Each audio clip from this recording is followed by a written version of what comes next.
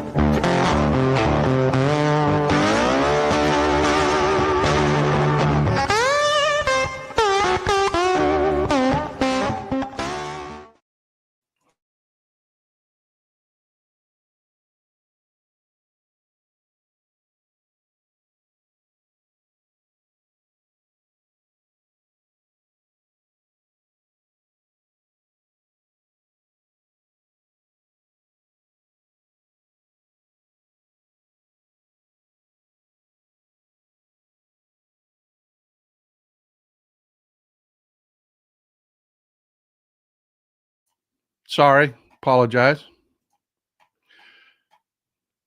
Apologies. I'm sorry, I was muted. Let's do this again. Janelle, don't be stressed. No need to be stressed. Uh, yes, they're going to get this wrong all over social media. They're going to tell you, oh my God, Trump can now deport U.S. citizens. This and that is not what this case was about. Even the headlines are getting. Let's just dig into it and just clear the air on this, because a lot of people are very, very stressed on this. If you don't know, the Supreme Court was hearing a case this morning that was actually, they heard it previously. They issued their ruling this morning. It was characterized this way: Supreme Court in birthright citizenship case limits judges' use of nationwide injunctions. This is the best, most accurate headline I could come up with. Most people are just saying Supreme Court rules with Trump on birthright citizenship, which is just not true, because that is not what this case was about. It wasn't. The Trump administration intentionally did not put that issue before the Supreme Court, because it's being argued in about a half a dozen cases right now in lower courts. And they want to fight that out, because the longer that they prevent a ruling on birthright citizenship, the longer they can fuck around. Forgive the language. But yeah, what happened? What actually happened? And why it is a big deal. It is a big freaking deal. This was a ruling on the injunction. Nationwide. I love you people. Look at Helen here. Look at Helen here. Nationwide injunction. There you go. That's what the ruling was about. And it is problematic what they said. The majority opinion was written by Amy Coney Barrett. She lays out the fact that these nationwide injunctions are a relatively new development as far as legal history is concerned, but they have a place.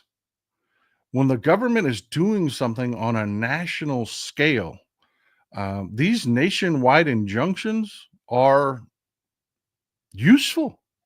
They are. And in situations where you have, people getting, and again, this is anecdotal.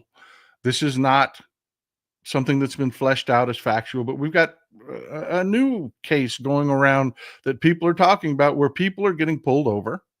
One person has gone extremely viral on social media, where they got pulled over and there was no record of their license. He held licenses in multiple states because of the job he does. He has driver's licenses in multiple states. None of those were in the databases when he got pulled over. he was stuck there on the side of the road. The police came and talked to him about it, and had him get out of the car, or put him in the back of a cruiser. When it was all said and done, they had a supervisor come out there. The supervisor did some checking. Turns out what the officer told him, and this is why I say it's anecdotal. This is secondhand. This is stuff that's just now being dug into. What the officer told him, he says the officer told him, is you can thank ICE for this one. This is a white guy, but he's got a Spanish last name. And he's a U.S. citizen, always has been. But every one of his IDs were pulled out of the system so that when he gets pulled over, there's nothing there, and they have to do background checks on him. And this is an abuse of power. So yeah, these nationwide injunctions against this kind of behavior, and again, that is anecdotal, folks. I can't stress that enough. That is anecdotal. This is something that is just coming out that people are just looking at. I'm just using it as an example, an anecdote, an example. Yeah, this is the kind of thing that a nationwide injunction would be useful for. What the Supreme Court said is, no, you've just got to deal with it on case-by-case basis. They didn't say that birthright citizenship isn't a thing. They didn't say that you couldn't have injunctions. They just said that no judge, in a circuit court can just say willy-nilly nationwide, the government can't do anything. Which is bullshit. It really is bullshit. It's a terrible ruling. If they were abusing this, it would be one thing, but this is the Republicans on the Supreme Court playing politics for their guy. Because I can't imagine, and again, this is anecdotal, but I can't imagine them ever deferring to a Democratic president this way. Ever. Shifty Lincoln says they can play the delay game. Meanwhile, 20 million people are ready to party in the streets again and condemn this regime to the depths of hell. I hear you, my brother. I hear you. Roy Parrish says the first Civil War was over slavery with the detainees in Alligator, Alcatraz, Big Sugar in South Florida will get slave labor to work the fields, etc. There's so much wrong with what is going on. And the fact that you folks are sitting there watching every single bit of it means that they will not get away with it. They will not get away with it, because it is one thing to sell this bullshit prior to an election. It is another thing to watch it happen to people. It is a very, very different thing. And it is showing. And it is why we're going to retouch on the Iran thing this morning. And just, I want you to pay attention to the tenor and the posture of the Trump administration. They know they're in deep shit. They do. Richard Swain, 7044. Thank you for being here. Love new supporters. Love the icon there. Huge Star Wars fan. Just finished up Andor. Good morning from Greenville, North Carolina. Watching from work, mostly deep MAGA Trumpanzees with no shame. They can come at me. Yeah, we've got to stand our ground, folks, man. And I'm glad you're here, brother. I'm glad you're here. But let me land that plane. This was not a decision on birthright citizenship. The Trump administration intentionally didn't ask them to decide on birthright citizenship because they want to delay that as long as possible. They want those cases to work their way through the courts over the next several months. They played politics is what they did here. They really did. This is a bad decision. There are some things that the federal government does that a judge needs to say, no, you can't do that. This wasn't being abused. Just because Trump was getting hit with it a lot doesn't mean it wasn't right. It just means that they're doing a lot of really abusive shit. And they deserved it. But again, this group that we have on the Supreme Court are less than useless, because they would not have issued this ruling if it were over Obamacare. If it were, any Democratic, it wouldn't matter. Healthcare, it wouldn't matter. Whatever it is that we were attempting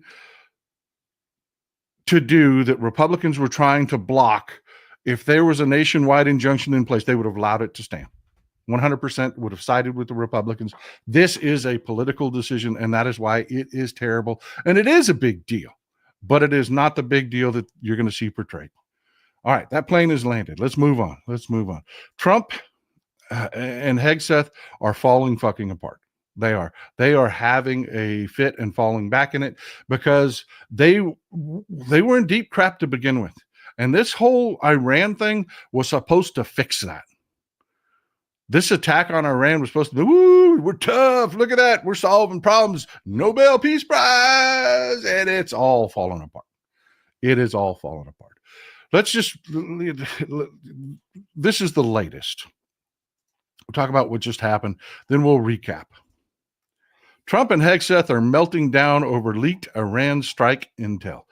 Hegseth had a press conference that was just a disaster. It was just, even right-wingers are saying this looked bad.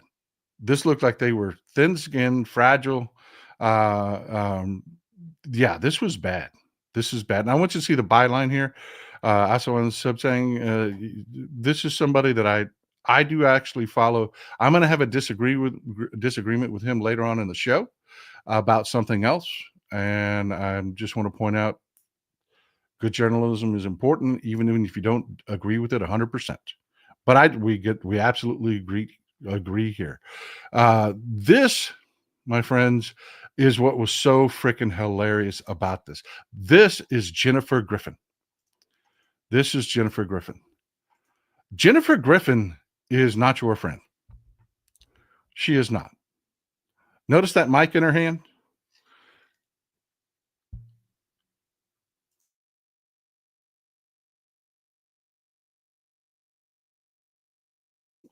Yeah, Jennifer Griffin's been carrying water for Republicans forever. She has. She is a Fox News reporter. And she is one of the ones that has always been more than willing to ask the bullshit questions of any Democrat to frame anything any way they wanted. The moment she asked a question, a legitimate question about the results of the attack, Pete Hegseth lost his damn mind and attacked one of his former colleagues. Just went absolutely deep in. But people keep saying they think he's drunk. That's not it, folks. I'm going to tell you right now, that's not it. What is happening with Pete Hegseth here is, she did. Her response was really good. It was really good. I don't agree with Jennifer Griffin about anything, but she was absolutely right on this. She was, she was absolutely right. Well, that didn't come out right. I don't agree with her on anything, yet she was right. Choose your words better, Paul.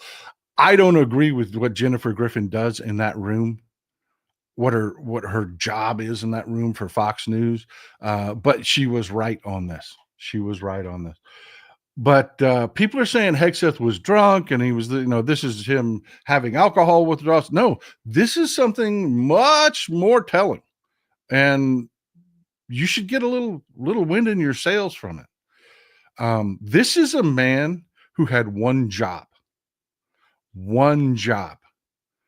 He was supposed to be the face of their reality television show, which is what this administration is. It's a reality television show. And yes, he is failing and failing badly. This was the one job he had. He was supposed to take something like, our military just handed him, the rockets, red glare, the bombs bursting in sand. I don't know.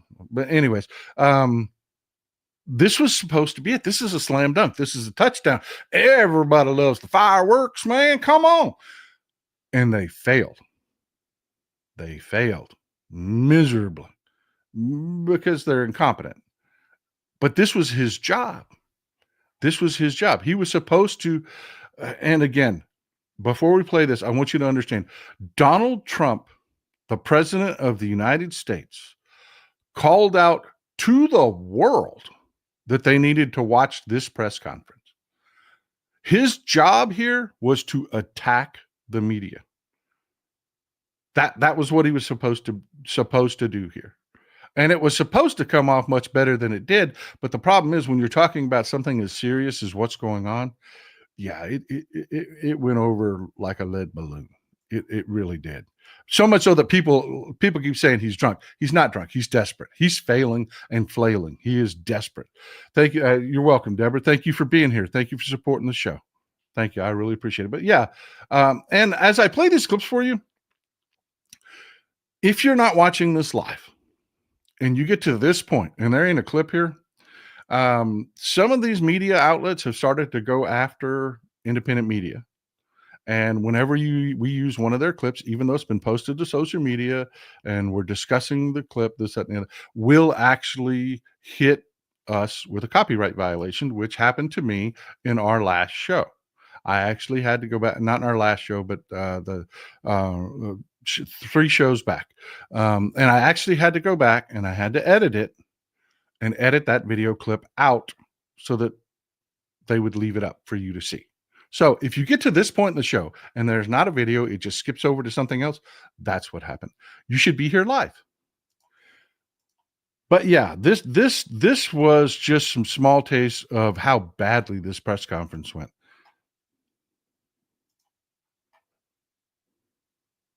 Do you have certainty that all the highly enriched uranium was inside the Fordo Mountain, or some of it, because there were satellite photos that showed more than a dozen trucks there 2 days in advance? Are you certain none of that highly enriched uranium was moved? Of course, we're watching every single aspect, but Jennifer, you've been about the worst, the one who misrepresents the most intentionally. What the president says. I'm familiar. About the ventilation shafts on Saturday night, and in fact, I was the first to describe the B-2 bombers, the refueling, the entire mission with great accuracy. Yeah, I love this. What? I've been your biggest cheerleader. I was the one that was cheering the most. How can you say that to me? Yeah. When they're lashing out at their friends and cheerleaders, yeah, you know it has all gone south. And it I kudos to these reporters for asking the tough questions. This is General Kane, Chairman of the Joint Chiefs of Staff, just getting called out for absolutely changing the rhetoric to fit the rhetoric coming out of the White House. I mean, this was good work, man. You know me. I am one of the ones that I will trash the corporate media. I will. But when they do a good job, you just got to tell it. You just got to say they did a good job here in this press conference. General, on Sunday you said final battle damage will take some time, and you also said I think BDA is still pending, and it would be way too early for me to comment on what may or may not still be there at the nuclear facility. So that was just over 3 days ago. So what has changed? Would you use the term obliterated as well? Sure. Like I said, we don't do BDA. I'll refer that to the intelligence community. And you're talking with them. I mean, what changed in the past 3 days that make you so, sir, I think I said. I think I explained what changed. There was a great deal of irresponsible reporting. When you told everybody the truth, you told everybody we didn't blow everything up. When that's the rest of that press conference. So yeah, I'm not going to continue that clip. But yeah, I mean, good job calling it out. Hey, wait a minute. 3 days ago, you said we couldn't know. Now you're repeating Trump's talking points. What happened in that last 3 days? Did the intelligence change it? And he would not go there. Nope, because the intelligence didn't change. It didn't. It is 100% good job. Kudos to these reporters for asking the important questions. And they are just literally just falling frickin' apart here. They are falling apart over this. This was supposed to be their big frickin' deal. This was supposed to be their savior. They're in the shitter over the economy. They're in the shitter over immigration. They're in the shitter over just about everything. As far as the American people are concerned, they're looking at this and they're like, no. This was supposed to change the narrative. And it's blown up in their face because they're freaking incompetent. CIA can confirm that a body of credible intelligence indicates, it also goes on to say, new intelligence from historically reliable and accurate sources and methods. Now, you can imagine the CIA director is going to be very careful about how he articulates things of that sensitivity. Classified, secret, top secret, compartmentalized. He's going to know things that you're not going to know, that the press isn't going to know. And he's reflecting that the sources he's seeing are highly credible. They've given credible intelligence. They or those processes have given credible intelligence in the past. And that's what he's basing it on. Don't you think we need to see that? Do you have a top secret clearance, sir? Eventually, Okay. the American. Yeah. Prove it. Show us. What? No way. No way are we going to show you what we just said was true that we know is absolutely not true. Deborah Emery, thank you for being here. Thank you for supporting the show. I appreciate you. I'm very grateful. One second. But yeah, I mean, Amy Poe, 3772. Did you see Diego Luna on Jimmy Kimmel? Fox News went nuts because his monologues were so spot on. Fox hates truth. Thank you for all you do. Yeah, they have lost the narrative, and that is what that is. It's not about the fact that he's just a drunk. That's not it. It is they have lost the narrative on this, and they are having a fit. That is why it is so important. What you folks do on social media, being the smart ones in the room, and we're going to talk a little bit about that later. You notice I'm wearing my Harris Walls shirt today. We're going to have a team meeting at the end of the show. We're going to talk about the election a little bit, but it is so important what you do on social media. Not that you just come here, not that we just have good company and get good information out. It is so important that you share that and talk to people. You people are the power. You are the power. Michael Zephyr, thank you for always being here, sir. Senate confirmation hearings, Tammy Duckworth was spot on Pete Hegseth. Sir, you are not qualified for this job. Absolutely. Because he wasn't put in place to be the Secretary of Defense. He was put in place to be a television show host. Helen, thank you again for supporting the show. I appreciate you. I'm grateful. But yeah, I want to play another clip for you,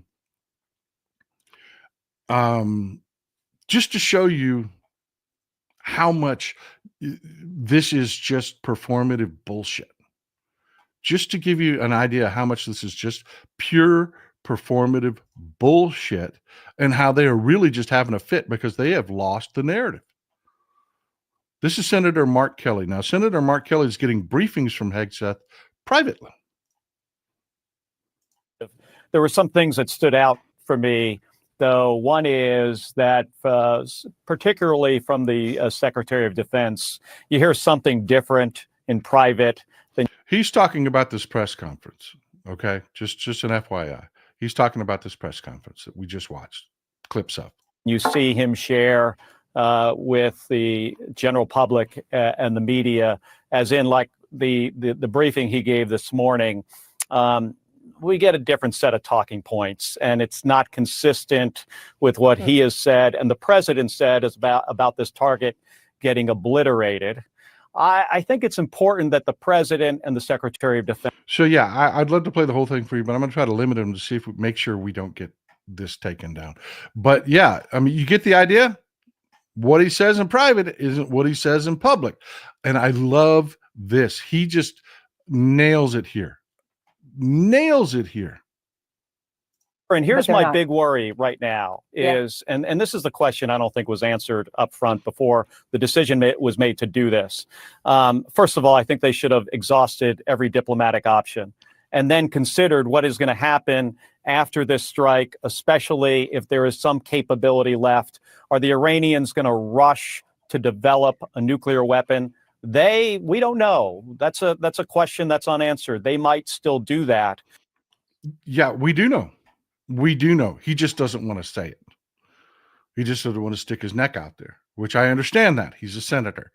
He's got to parse his words. That's part of the job. Yeah, we are worse off today than we were before these strikes happened. We are. So we've had a new development come up, and again, there are so many great people out there that are really doing this, folks. It is a team effort is the wrong, because we're not working on the same team. It's just good people doing the work that are out there. And when I share these with you, follow these people. Follow these people. Really. Just they are sources of good information. Vincent Day, thank you for being here. I appreciate you, my friend. I do. Thank you for always being here. Robin DeHood, I'm off work until August, so I do apologize. I won't be able to donate again until then. Nice to see you. Hey, you know what? I'm just glad you're here. It's about the community. It's about the sharing the information. It ain't about making bank. It isn't. I mean, the support is what allows it to happen, but you folks being here is what's important. Getting the information out is what's important. David Barnett, 4246. Thank you for being here, my friend. Hey, I'm glad it's useful to you, my friend. I am glad it's useful to you. Philip Alipur, amazing follow on social media. Philip and I will every once in a while ask him in the comments. Every once in a while we'll run different directions and we'll butt heads a little bit, but he is a great freaking follow. He really is. In Iran, 700 random people are executed as spies. It is, yeah. This is a disaster. This is a mess. We were moving in the right direction with Iran. Was everything fixed? Of course not. Of course not. There was tons and tons and tons of work to do. That is part of the theme for today's show. And we're going to talk about a little bit, just briefly, about Gaza and the concept of moving the right direction and then having it interfered with just stupidity. I mean, there's just, yeah, we were moving the right way in Iran. We were supporting a movement within Iran that was centered around civil rights, that was centered around the freedom of the people, to end the draconian hold that this Iranian radical regime has over that country. And for what one of the reasons I'm about to explain to you, and again, it's important to understand, these are very complicated. This isn't easy, folks. This is why the Trump regime fails so bad, is they keep trying to make it a fucking television show, and you can't. It's complicated. It's complicated, but this is one of the reasons that this is just, we're seeing this just blow up, and we're in worse shape now than we were beforehand. Something has come out that is just, it made my jaw drop. It did. Zoso 577, a South Korean American who's been living here for 48 years, served our country proudly. He was a Purple Heart recipient, forced to self-deport from local LA News, KKTV. This is absolutely disgusting beyond words. This is the kind of thing you folks spreading. I'm telling you, you are the power. We talked about the 66-year-old man who's been here since he was 7 years old, that knows no other country than America. They're trying to deport. There's a new one that's just come out. There's this, then there's a new one that's come out, a 65-year-old woman that's been here since she was 11 years old. She is 65 years old. They're trying to deport her. For Christ's sake. I'm telling you, you people talking and showing people this stuff, that reaches people. It is one thing, yeah, MAGA are shit. They are shit. They really are. But there is just a tiny, small fraction of people that they aren't MAGA. They're just voting the other direction for stupid fucking reasons. And pointing this stuff out, that you've seen the refrain over and over again. That is not what I voted for. You are the power. You are changing this. Pamela K., thank you for supporting the show. Thank you. I really appreciate you being here. I really do. But yeah, the whole Iran thing, if you want just an idea of how badly they've lost the script, watch this goalpost move. I mean, this goalpost is doing a 100-yard dash. I'm telling you, this is Lindsey Graham.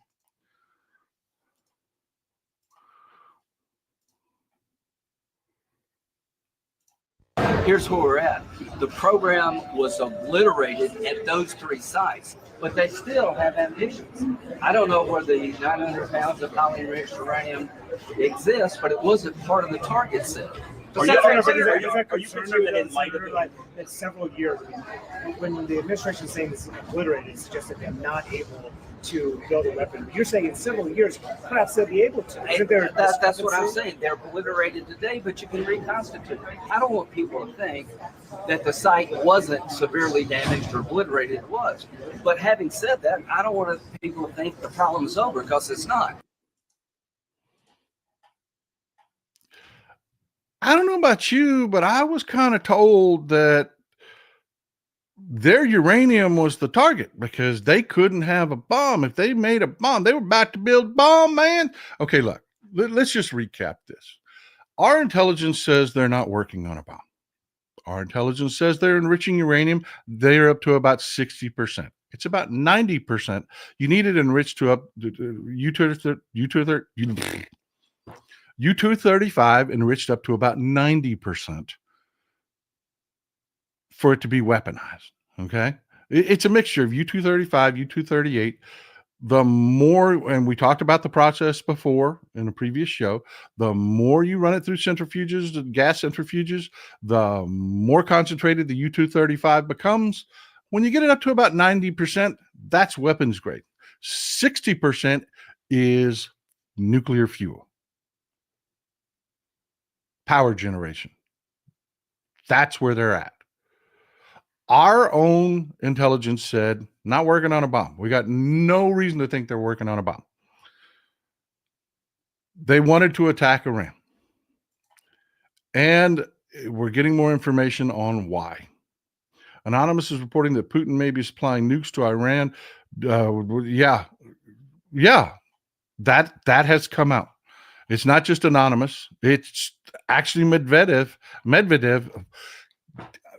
Forgive me, I am gonna fuck it up today. I am. I don't know why. I do not know why. Cannot make the tongue work today. Medvedev came out and said it himself. Russia said, you keep this up, we'll just give them nukes. We'll just give them to them. We are worse off today than we were before the strikes. And here's why. This happened. Let me just cover this and then we'll do a full recap. Okay. And again, another amazing follow for you folks. Seth Abramson. Follow this guy. Really. He is a good source. I've all the way back to the days when I used to be on Twitter before I got rid of my Twitter account. I followed Seth Abramson because he would dig into these stories, even work by other journalists, and he would find things that were critically important that the corporate media just was ignoring, just completely and utterly ignoring. You know, it's just, do yourself a favor. When I show you these folks, after the show, go to your social media, give them a little follow. Trust me, it beats following Chad. ET001. ET, thank you for always being here, man. I appreciate you. Sorry about the aside, but your YouTube settings are showing our handles, not what we want to display. SCOTUS, that's not my settings, dude. There's something going on with YouTube. I'm sure they'll fix it, man. They'll fix it because my settings haven't changed a bit. Not a bit. But anyways, Seth Abramson pointed this out. Agents of Red Sea co-conspirators and Trump business partners, MBS, that's Mohammed bin Salman, then MBZ, that's the president of the United Arab Emirates, Mohammed bin Zayed, and LCC, the president of Abdel Fattah el-Sisi, the president of Egypt, were secretly briefed the day before these attacks on the attacks in Iran. This is a problem. This is a really big problem. And let me frame this for you this way so that you can understand why that's a big problem. You've got Turkey and Greece. They are in an arms race for some reason. We wanted to sell F-35s to Greece. We couldn't just do it. We had to make a deal with Turkey. We had to keep them on par. We can't give one an advantage over the other. It's a big freaking deal. That is about the stability of the region. That is how you keep these conflicts from breaking out, these wars from breaking out, is you maintain parity within the region. We've talked about Syria. We've talked about Turkey. We've talked about how Jordan and the other countries and how things were going to be affected. We're not going to rehash all of that. But you do understand there are different agendas in these different countries and different relationships with Iran. Saudi Arabia had been working on its relationship with Iran and seeing some improvement, but they are an adversary of Iran. Egypt and the United Arab Emirates are all adversaries of Iran. Qatar, not so much. They want to be Switzerland. They want to be neutral territory to everybody. But the UAE, Egypt, and Saudi Arabia, being briefed ahead of time before this attack is giving their blessings. And that blows up all of the diplomacy in the region. All of it. That puts Iran in a completely 100% defensive position.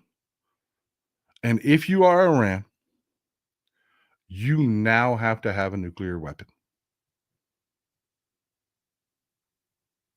You just do. They weren't working on one before, but they will build one now. And they will build one because of this stupidity. We were seeing diplomatic efforts moving forward. We were. And you heard Mark Kelly talk about it. This is a real concern within our own intelligence community. This idiocy, this ham-handedness, this getting together with one faction, not maintaining parity, not maintaining an aloofness, not staying above the fray, this putting our thumbs on the scale in the region, it may be a MAGA jerk-off dream, but it doesn't work. It is stupidity. And we've known that for a very long time. And yeah, now Iran is in a position that the only way to prevent the nations in the region from imposing their will on them. Dick Ola, thank you for being here, man. New supporters, I'm always glad to see new supporters. The only way they can ensure there will not be regime change, or the nations around them will not enforce their will on them, is to have a nuclear weapon. They have to be in that club now. They literally have no choice. And Trump did this. We're going to see, and again, you're seeing them move the goalpost over and over and over and over again.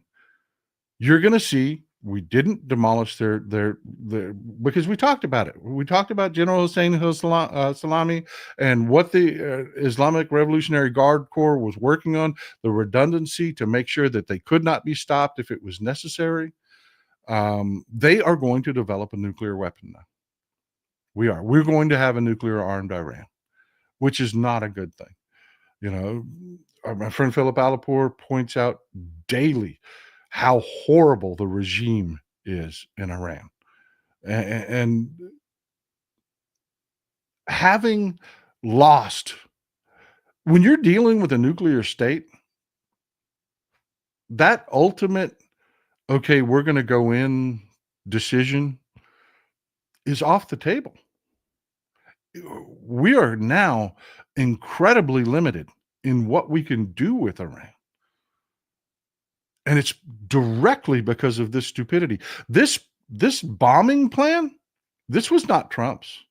This is and they're getting absolutely roasted in both the press and on social media because Pete Hegseth came out and said some of this was the most complicated plan ever devised and carried out by any president. Our dear leader of North Korea, of the United States, is the most amazing thing. His farts smell like lilies, and his rotten teeth smell like roses, and it was just they just roasted him. Pale Ale Chat, thank you for being here, my friend. Thank you for supporting the show. I appreciate you. Veggie Owl Girl, I heard that Russia is ramping up production of a certain missile and they want to duel with the U.S. Any info? Nah, Russia does not want to be in a kicking ass contest with us. They don't. They can do so much more damage diplomatically. They can. But yeah, it is. Let's just recap it real quick and then we'll talk about where we're going from here. They weren't working on a nuclear weapon. Our own intelligence said they weren't working on a nuclear weapon. Benjamin Netanyahu was in trouble. Our allies, that's the wrong way to put that. Iran's adversaries in the region, they are not our allies. Don't ever kid yourself. Wanted this to happen, but it's stupidity. It is stupidity. You've backed Iran into a corner.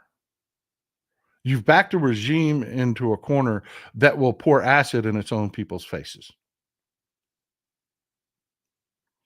This is not going to do what you think it's going to do. It is not. So what do you do from here? You haven't destroyed their facilities. You figured out that their redundancy plan worked because that's what our intelligence is telling us.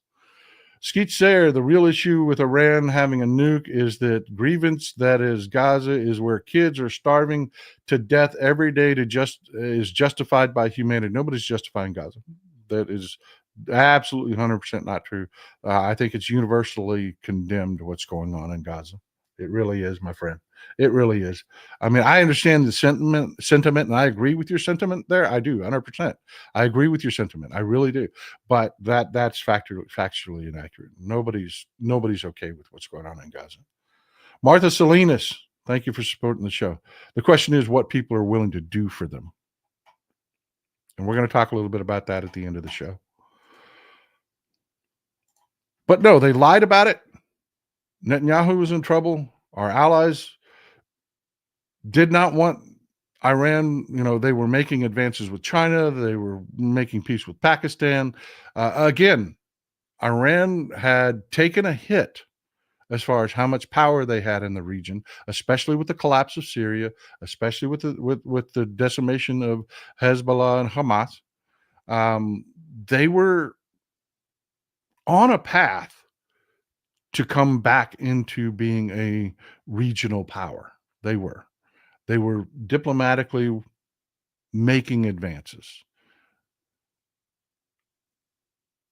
I do not understand why Saudi Arabia at this point would do this. It's just dumb. It's just dumb. I don't know why they would support that. It cancels out all the work they've done over the last half decade in solving problems with Iran. This is just dumb. It is. It's just dumb. But here we are. We've lost our independent status. We've lost any credibility. It's laughable that Trump keeps saying, we'll mediate peace talks with Iran. No, you won't. No, you won't. China might, but we're not. Tony Velez, resist. I'm with you, friend. I'm with you. So we've attacked them and we failed. We took a plan that was on the shelf that had been planned out before. You've got this administration looking absolutely freaking just getting roasted because they're claiming this was the most complex, successful military engagement. D-Day, anybody? The bombings over North Vietnam, anybody? Bombing Hanoi? I mean, there were a lot of really, really, really, really difficult missions our militaries carried out. This ain't one of them. This isn't one of them. As far as degree of difficulty, this was really not a big deal. This was keeping the pilots awake. I mean, there's a lot out there that you could say that the American military has done that has been, wow, impressive. This wasn't it. And they're getting roasted for it. And it's getting worse. I want to ask you folks, since you seem to be ahead of the curve on most things, and I'm gonna bet you don't know what they're gonna do. I bet you don't know what they're trying to do today. What do you think the Trump regime's next step is with Iran? And I'll give you one hint.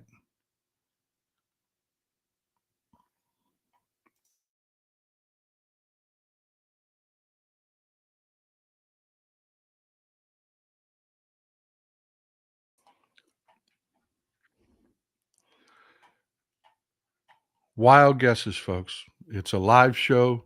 By the way, if you're watching this and you're not seeing the chat, there's a button down there on the bottom. If you're watching a replay of this and you're not seeing the chat, there is a live chat going on. This is a show we do live on purpose to talk about.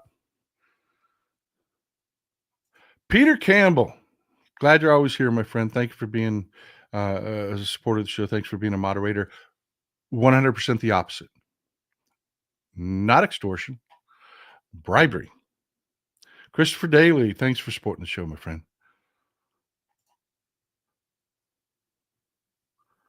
Yeah, I'm telling you, it is a mess, man. It is a mess, man. It really is. Folks, you really need to follow Philip on especially on Blue Sky. No, not going to be, not regime change, not blame Biden. No, they're offering him $30 billion. Yeah, $30 billion to build them a nuclear power plant.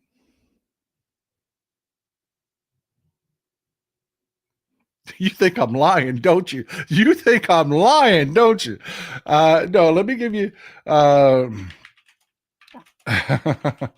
You think I'm lying. I am not lying. Here you go. Let me pull that up. This is the article. You can go read it for yourself. There are multiple articles out there. Yeah.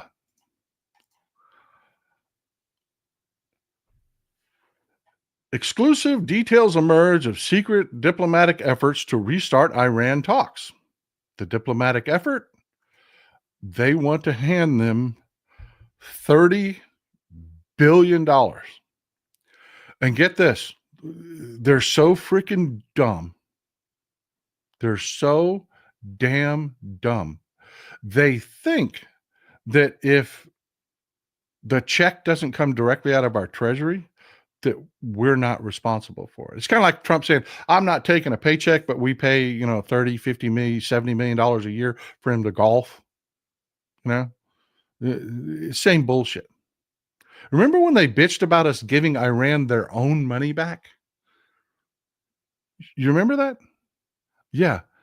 This is their big plan. This is how they think they're going to get peace. They're going to hand them $30 billion.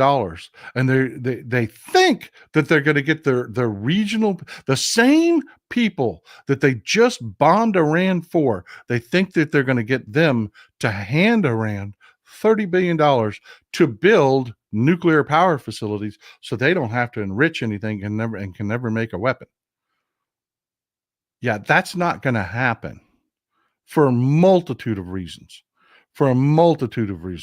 One, their allies in the region aren't going to hand over $30 billion to Iran. They're just not. Two, they have to have a nuclear weapon now. You have made them have to have a nuclear weapon now. They can't go along with this even if they wanted to.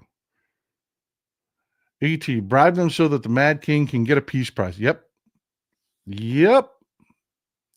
I love that you folks see know exactly where I'm going with something. Yeah. They created this shitstorm. They stuck a stick in the wasp nest. They created this disaster. Now they're going to try to bribe Tehran so that Trump can look like a peacemaker. And you know who's losing his freaking mind over this? Benjamin Netanyahu.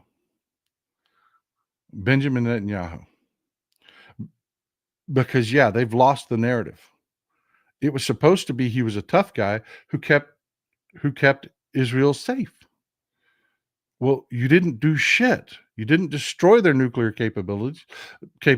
You told everybody in the freaking world that that's why we had to do this, and you didn't do it. So that leaves one option going forward, right? I mean, if it's got to be destroyed, it's got to be destroyed, right? This is such a disaster on every level. Militarily, we took a black eye militarily. Here we are supposed to be able to, we can do whatever we want to do because we're the United States of America and we've got the most badass military in the world. And I don't understand this. And this is what I want to ask you a question. Everybody is so reluctant to say that the military shit the bed here. They did. They failed. Granted, they failed because of this regime and the intelligence leaks and the way this regime handled it, but they failed. Why is everybody scared to say that? They're being kowtowed because Donald Trump's saying, you're hurting the pilot's feelings. Well, you failed. You had one job. You didn't do it. Do we have to live in such fantasy land that we can't even admit that a strike was a failure? Greg Edmond, thank you for being here. Greg Edmond, 9939.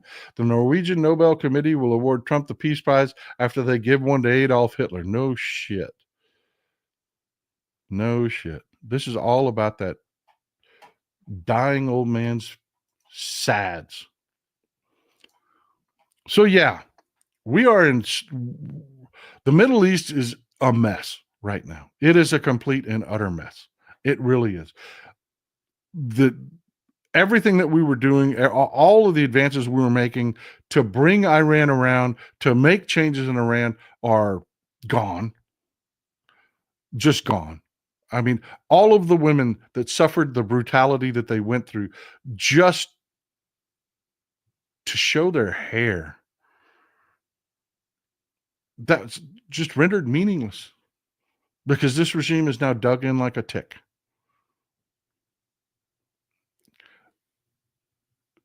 Folks, elections matter. Competence matters. It does matter that they've put a guy in charge of our Department of Defense that is there to run a television show, not actually has the chops to do the job. It is important that they've put people in charge of in this situation, we've got a 22-year-old kid running our Office of Counterterrorism, a grocery store clerk. This matters. This matters.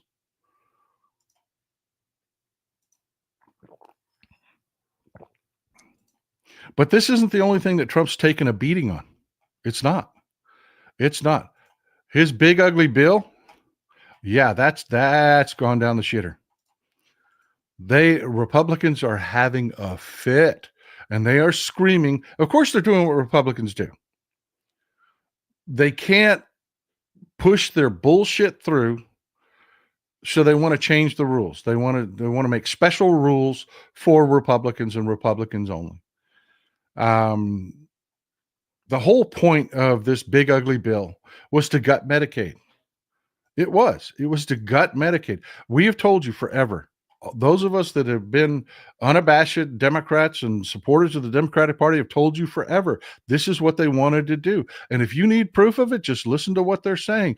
Mitch McConnell said, look, don't lose your spine now. We've wanted to do this forever. Do it. They'll get over it.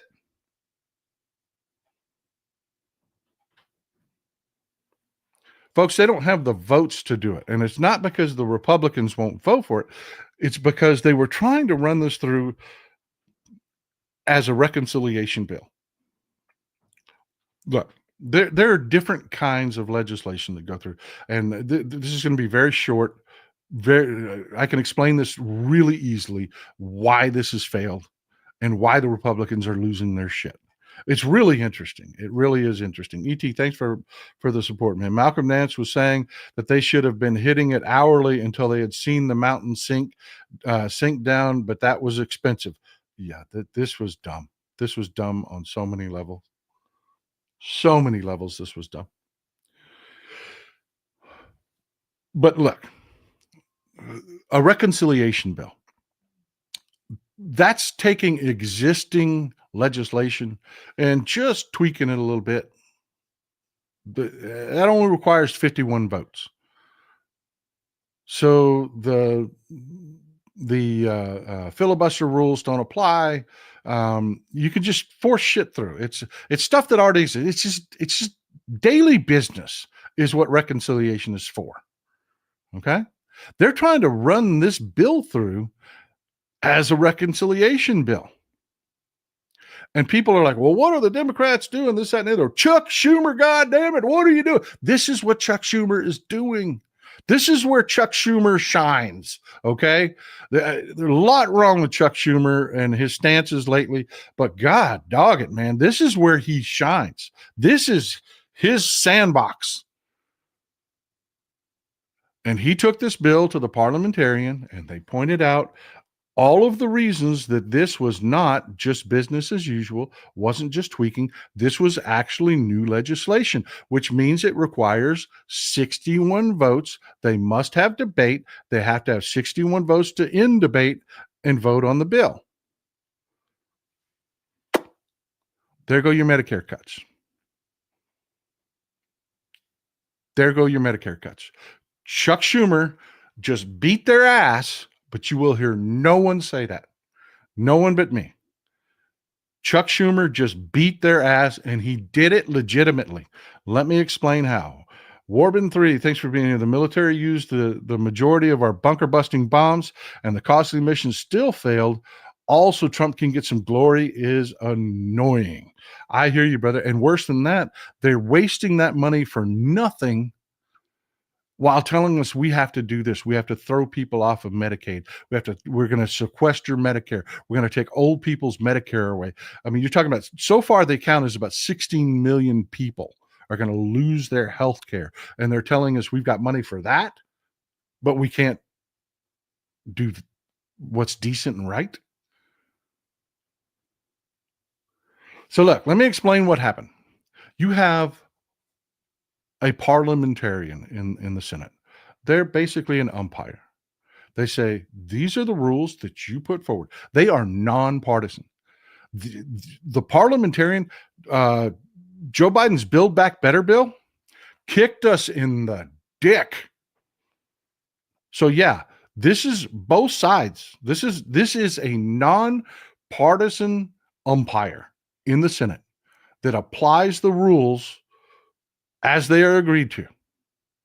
So no, this isn't somebody picking on the Republicans, although the Republicans are screaming for this person to be fired because, hey, they're special. They should have special rules that allow them to do whatever they want, not just follow the rules. This is the ruling that she made. Okay. There is a mechanism in place that gets matching Medicaid funds to the states. It is a provider tax. Hospitals pay a 10% tax to the states. not to the federal government, to the states. Anything they collect there is legislation that says the federal government will match it up to about 80%. So you would think that hospitals would hate being taxed, right? Because that's who pays this provider tax. They would hate being taxed, right? No, they don't. They love this tax because it's not really a tax as much as an investment. They pay out 10%, get 18% back.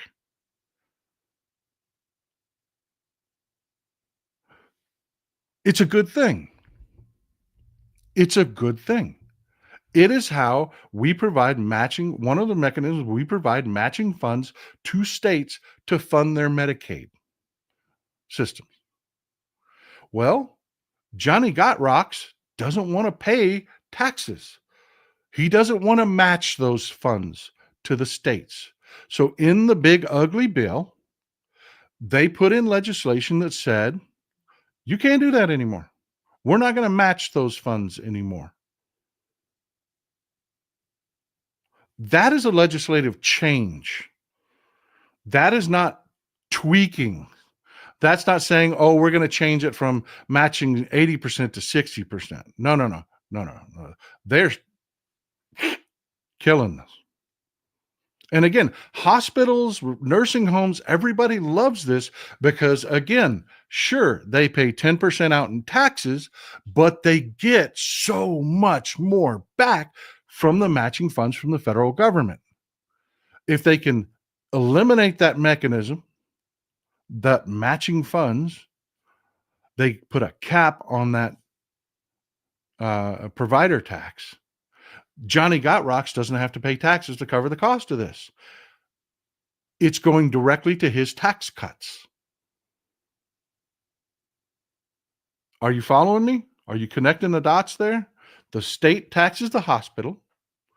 The hospital, they take that tax. The state says, look, we tax the hospital $1 billion.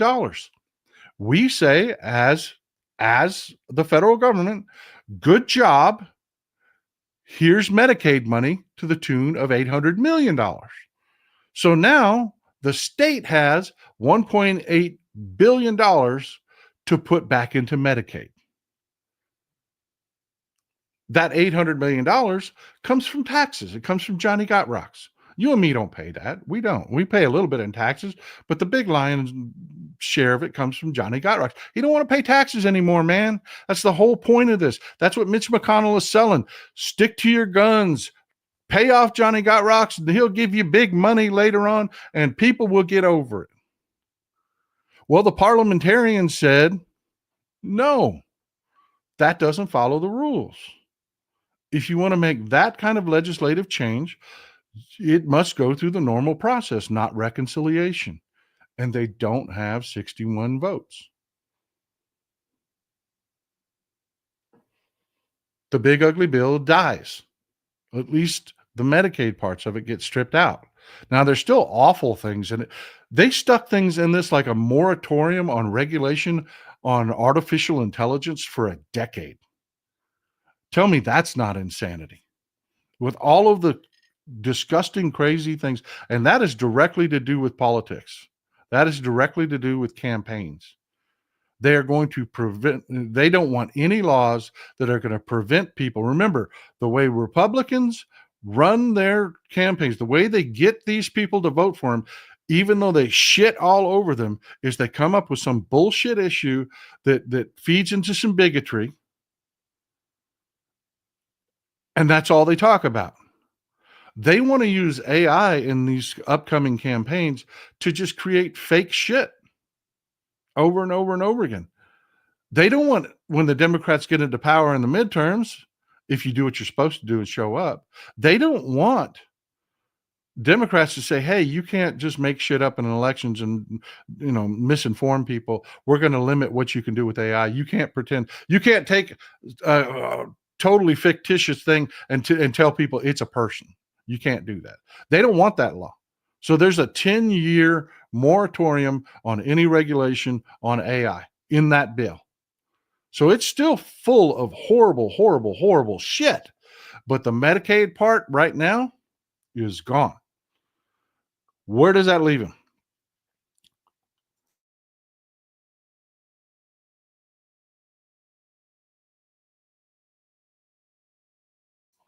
Trump is screaming for them to ignore the rules and just pass it anyways. Yeah. That's what he's saying. Just pass it anyway. Just fuck the rules. Doesn't matter. That's really going on right now. John Thune, the leader of the Republicans, is not really swayed by that argument right now today, because he really doesn't want Democrats in power to do the same thing to him. They like that filibuster rule. They do when they're in the minority. They used it a lot. They limited a lot of what we Democrats have tried to do over the years using these rules. And they don't really want to give them up for a guy that's going to be out of office in a few years and can't run again. So yeah, this is really, really, really,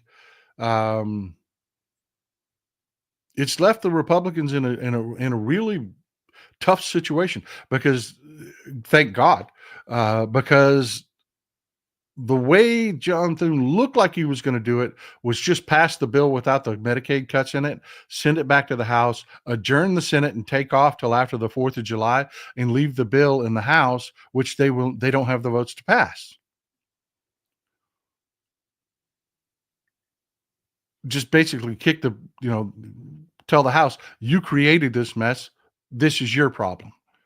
You have to rewrite your bill so that it can pass through my chamber.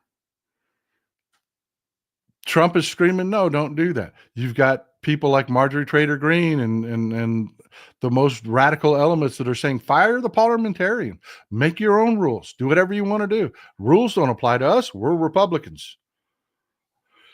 They are also removing things like Ryan White's Section 8 housing, etc. Many people will be homeless October 1st if this bill goes through. Yes, there's a lot of really bad shit in this bill that they really want to pass.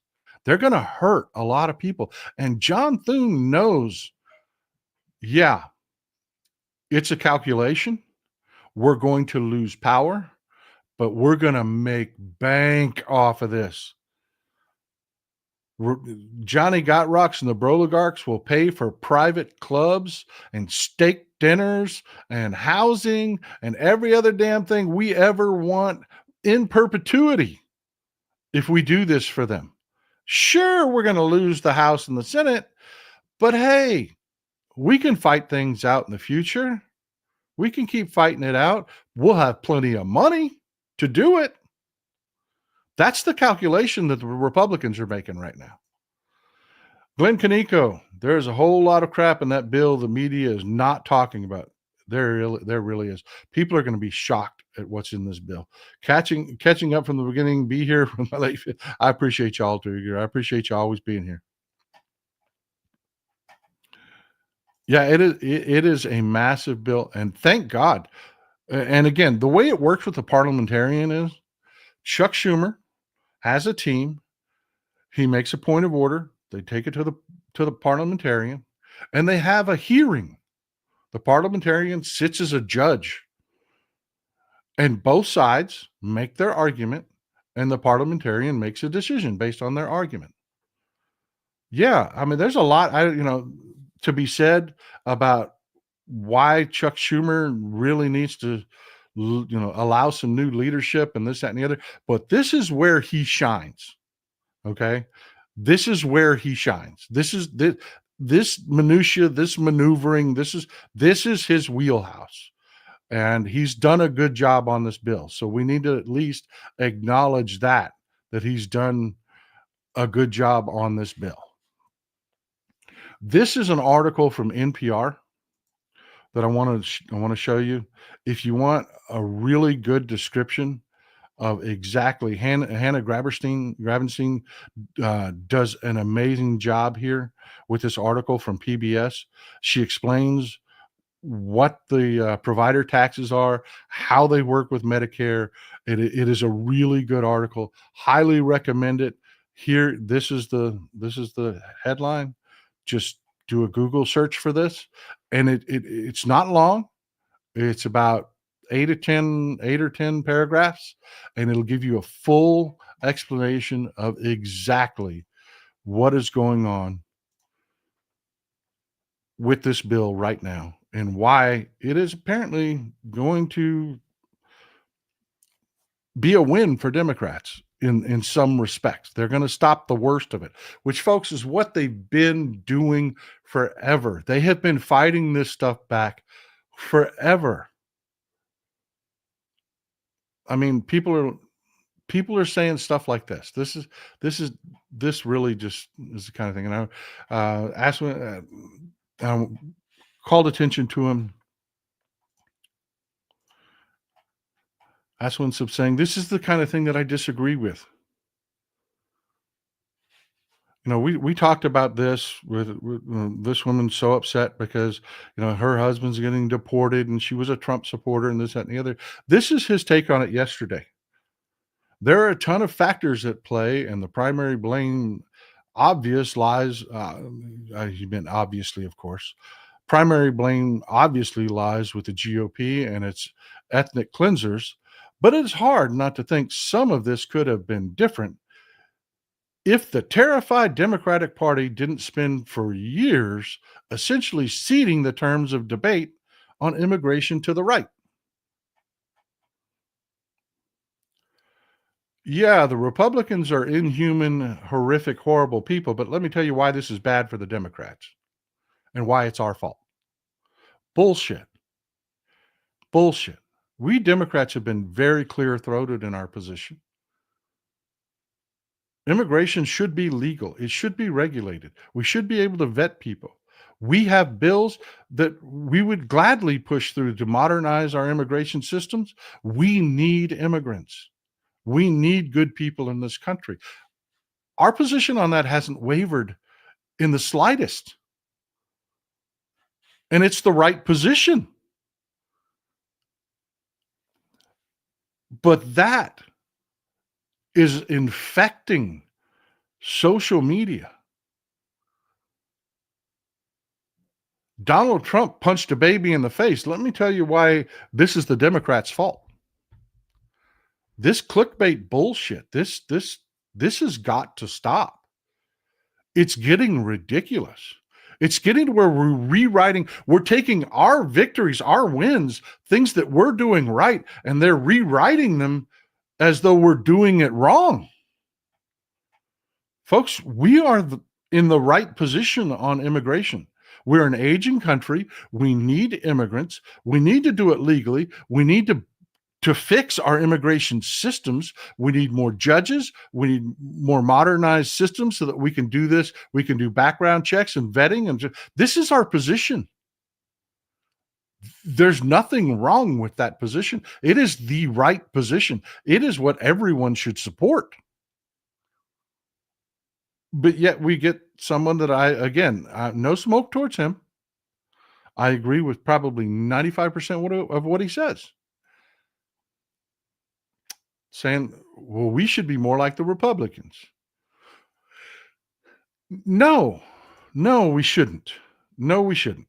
And I'm the one to tell you, I'm a low road Democrat. I am. I'm a low road Democrat. You come at me, I will grab my fact bat. I will grab my fact bat and I will go to work on you. I will go to work on you. I don't take shit from these people. I don't. But that doesn't mean we have to become these people. We are not them. Tawana Stout, 3817, new supporter. Thanks for being here. I'm truly grateful. Thank you for being here. Love to see all the new supporters. Mark Polakowski, 1397. Thank you for being here, my friend. New supporter. If the Republican voters figure out how bad they are being screwed, they're going to need the Broligarch money to buy their own security. Yeah. This isn't going to go. They know this isn't going to go well. They know this isn't going to go. They're making the decision to go ahead and lose the midterms for that long-term Broligarch support, because they know it means bank forever. it funds their lifestyles, and it also funds their campaigns where they don't have to be on the phone begging for money all the time. There's just always a check that shows up.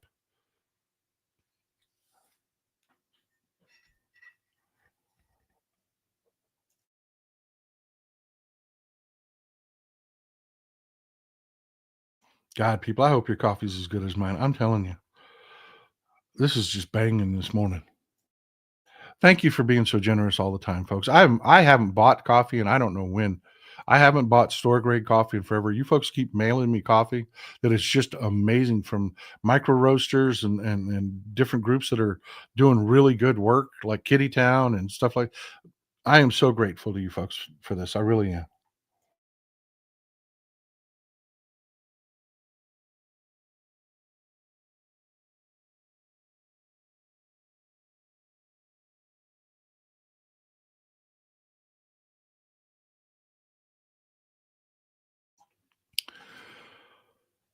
Mr. Zephyr, every corrupt regime has to have a scapegoat. In MAGA's case, it's immigrants and transgenders. How's that? Yeah. And they're going to use AI. That's why this whole thing is, they're going to use AI to make it 10 times worse. They are. That's what they're banking on, folks. That's what they're banking on. But yeah, I mean, there's just so much shit out there. And we really are. It doesn't feel like it because we're not winning everything and bad things are still happening.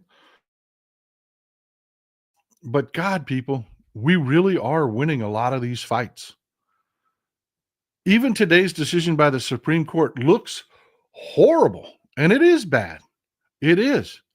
But when you look at the underlying fact that they didn't want to argue the actual case because they know they're going to lose over birthright citizenship, yeah, we're winning.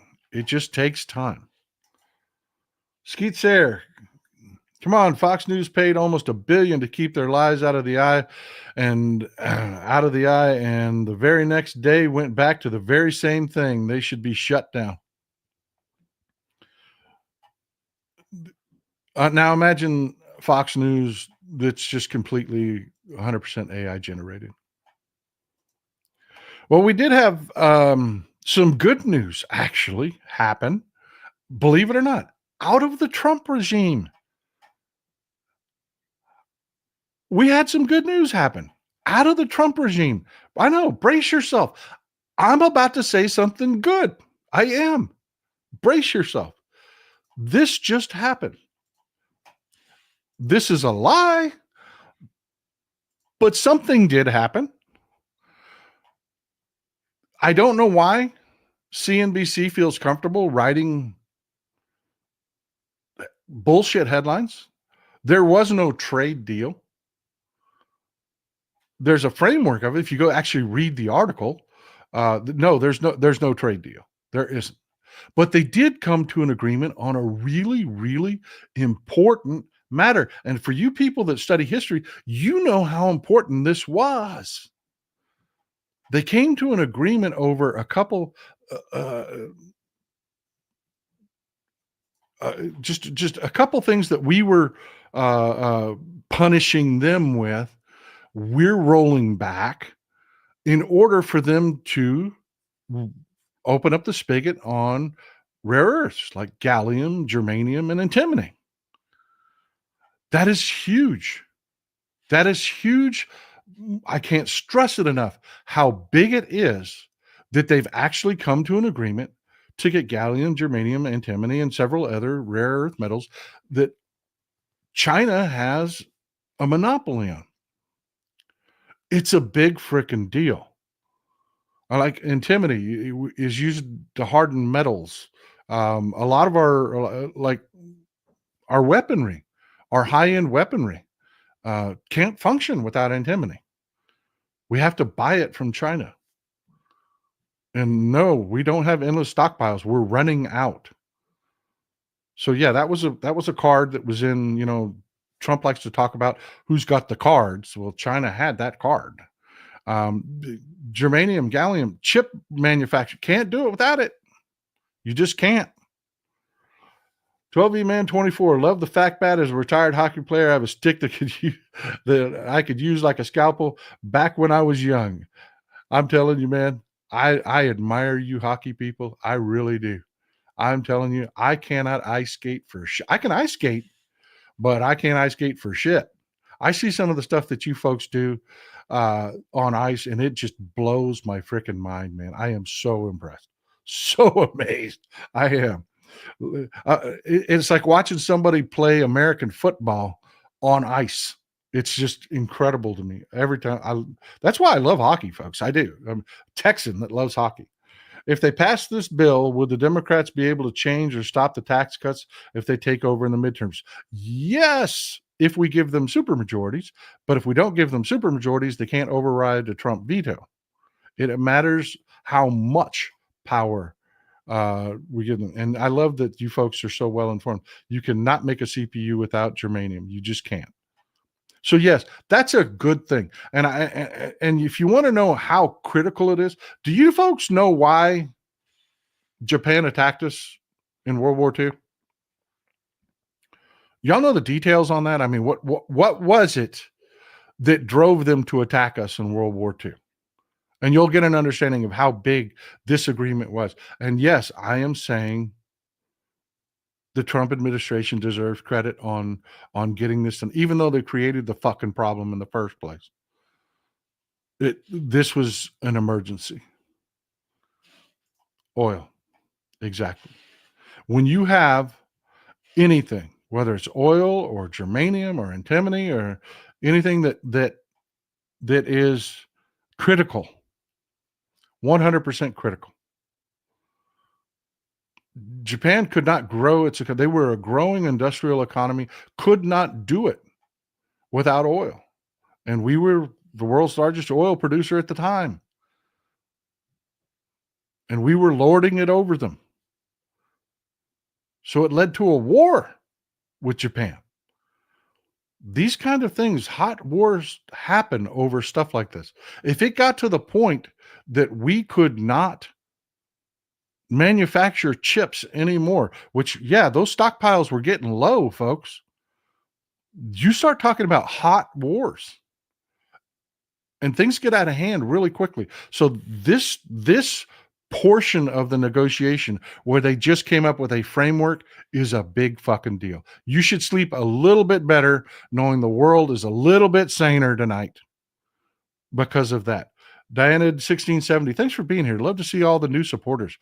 Love it, man. Love it. It means that we're going to stick around. It means that we're going to keep growing.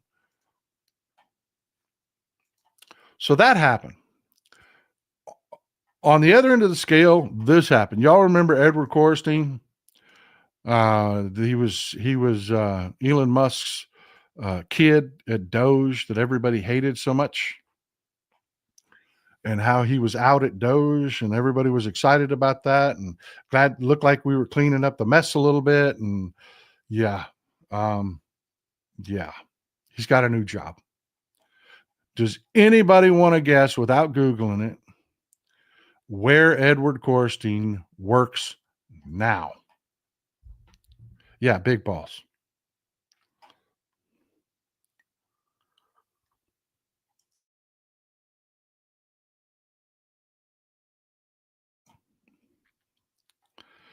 I fucking love you people so much. I love that you people know this stuff so much. Know so much. You're so well informed. I am telling you, I love it. Yeah, he works for the Social Security Administration. He's running their website now. Yeah. Just when you think, one step forward, two steps back. And just when you think that something good's happening, we got to keep banging away. We've got to keep banging away. We do. This also happened. Y'all saw me talk about Robert Fico. Yes, his name is spelled FICO if you're an American, but his name is pronounced Fico. We talked about there was an attempted assassination. He was shot, but he won election again. He's the president of Slovakia. Yeah. He just blocked new sanctions on Russia in the EU. He did. And if you want to know why, let's go to the map.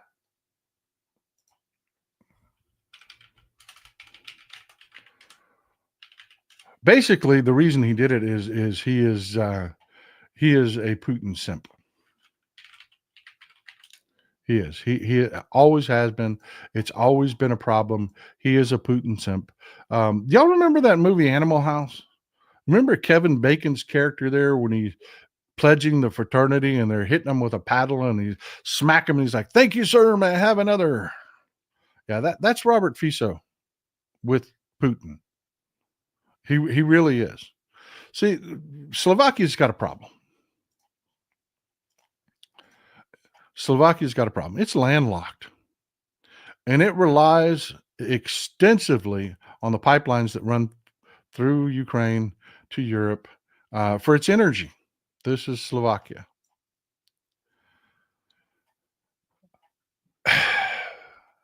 So yeah, these new sanctions that I mean, y'all can see they're completely landlocked. They're in the border with Hungary. Hungary relies on Russian energy as well. The new sanctions coming out of the EU were designed to end that. The EU's had enough.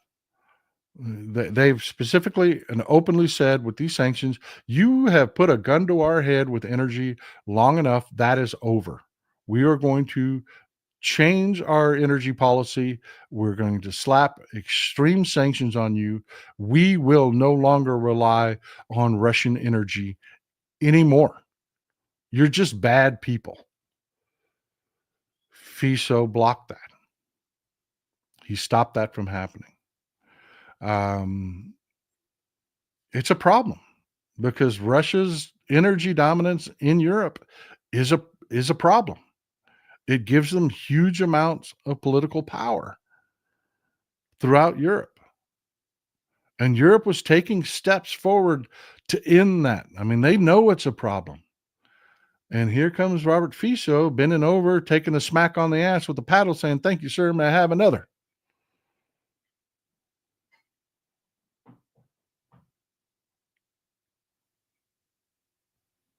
Rather than trying to move forward, trying to see a better future.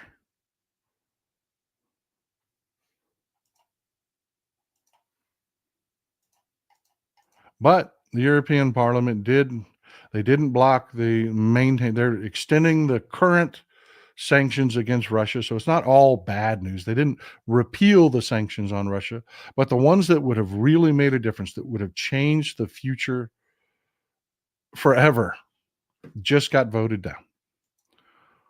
So yeah, I don't want to hate to be the bearer of bad news, but for whatever reason, it is really hard to get people to reach for something better. It really is. It's really difficult to get people to reach for something better. Which is the segue to the last thing I want to talk about today. And I know we're going long, folks, but this is important information. Pew Research just came out with their in-depth postmortem on the last election. And it is completely clear what happened. And I know there's a lot of folks out there that will never not believe that Elon Musk didn't steal it. But that's not what the numbers say. It's just not. And that's why I'm wearing my Harris Walls shirt, because we've got to have a team meeting. We do.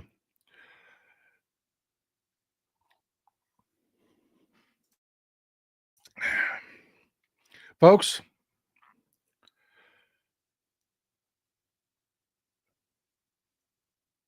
Trump didn't turn out anyone new. The numbers are just there. He didn't turn out anyone new. It's just the shitty people that are MAGA are really that bad. They really are just that bad. They were okay with this shitbag. And I want to apologize again. and I will always apologize for this because it is not my job to get high on my own supply.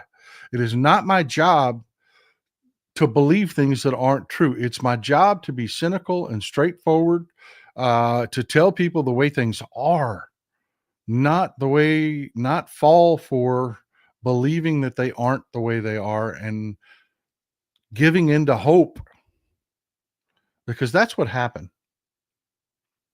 That's what happened. 21% of Biden's coalition from 2020 stayed home. 21%. That's 2 in 10, folks. And they were me, people that look like me. I didn't stay home. You know, I was out there fighting away for Harris. But we've got to have a come to Jesus meeting, and we've got to come to an understanding. We've got to understand this. You are good people. You took a look at the options that were there, and you saw Kamala Harris, an effective, well,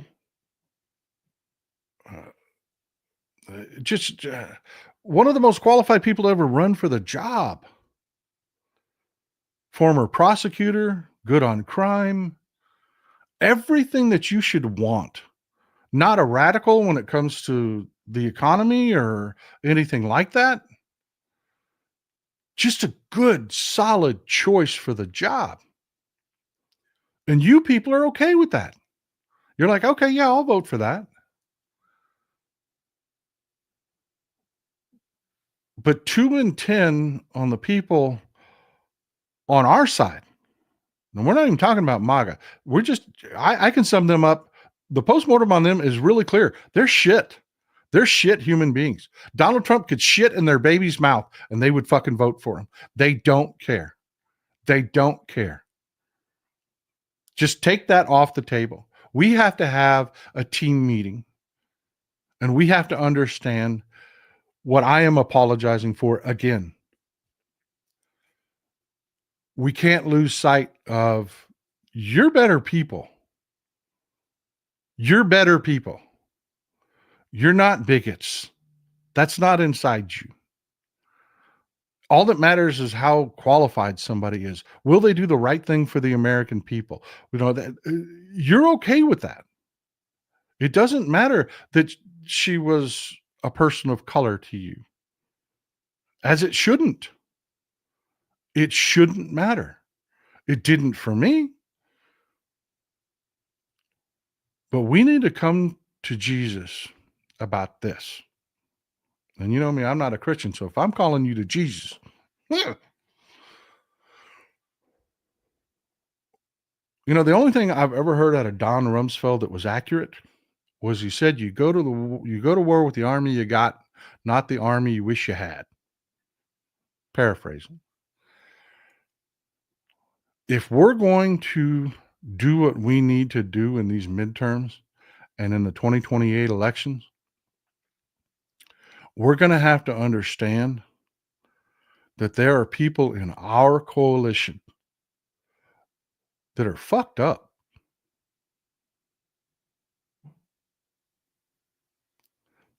Yeah.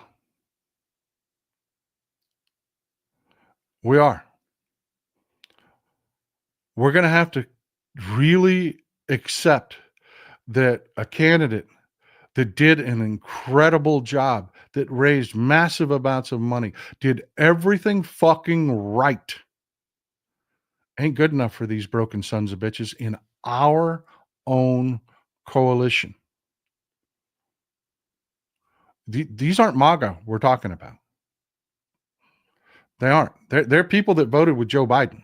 They're people that vote with us on issues that will not vote for a woman. They didn't turn out for Hillary, and they did not turn out for Kamala Harris.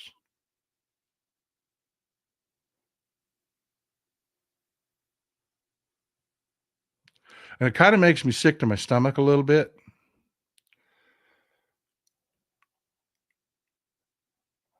Because, I like to think, I do what everybody else does. I do what you do. You kind of project yourself onto other people, your values onto other people.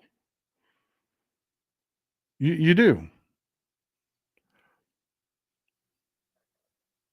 You'll give MAGA, the benefit of the doubt that they have some decency in them when they've shown us over and over and over again, they don't. They don't.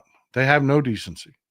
As long as someone will tell them their bigot, racist fucking dreams are reality, and they're good and okay, and Jesus and God love them because of it, they will vote for anything. Donald Trump could murder someone on television and they would vote for him. That's what this last election showed us.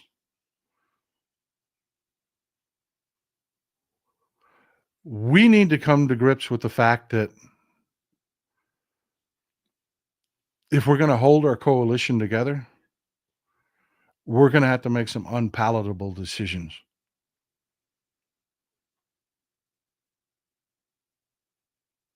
That run contrary to things that we believe in if we're going to win.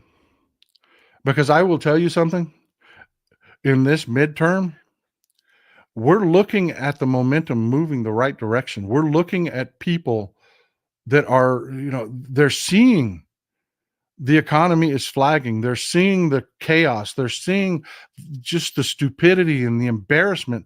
And they don't support any of this. They don't support the Medicaid cuts. They don't support any of that nonsense. But they've told us what's a deal breaker for them. And if we don't listen, we're going to lose.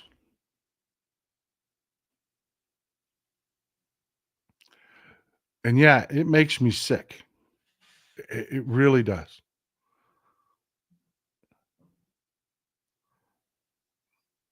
It really does. If we try to be the party of purity, we're going to lose.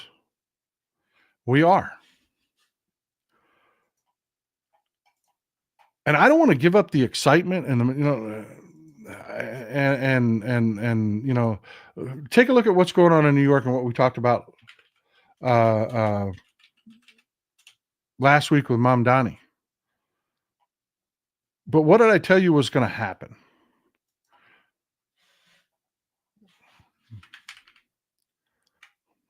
What did I tell you was going to happen? Well, it's happened.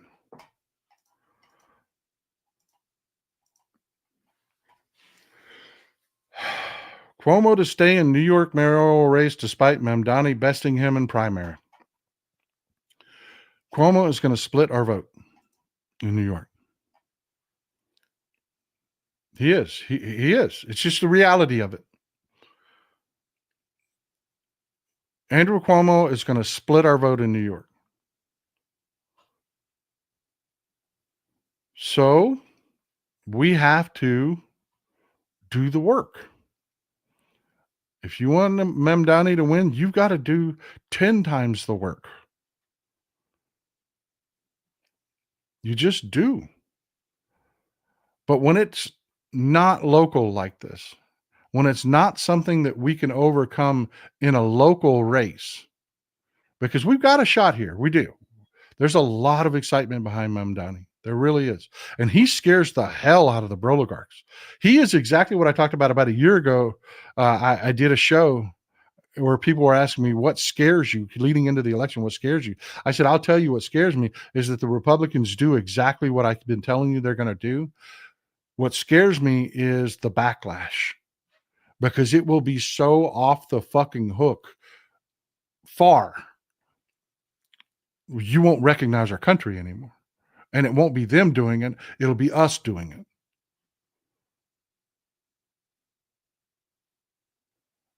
So yeah, we've got to really have some hard discussions within ourselves, within our own ranks. When we choose our next candidate, electability has to be an issue.